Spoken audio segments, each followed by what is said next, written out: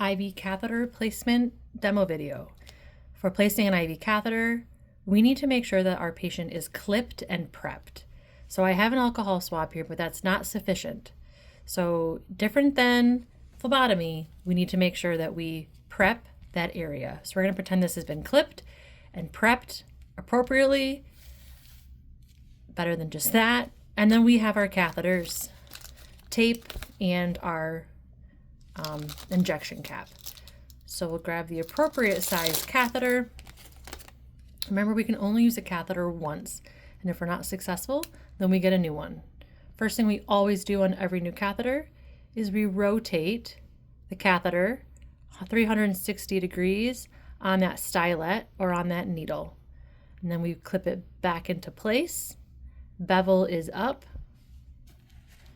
My restrainer is holding off. Let's say this is a cephalic, proximal to the elbow, rolling medial laterally.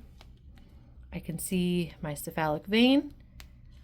Using my thumb for stability on the side of the vessel, I will perform a quick poke, bevel up. At that point, I might start to see blood in my hub located here. I'm going to advance just a little bit more and flatten out just a little bit. And at that point, I'm going to start to see blood in the back of the catheter here. I will then advance just the catheter off of the stylet to the skin. I'll roll my thumb over to keep that in place. And I can click my fancy white button or remove my needle. Notice my finger is never going to touch the entry point of that catheter.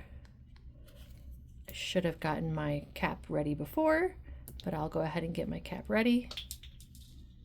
Attach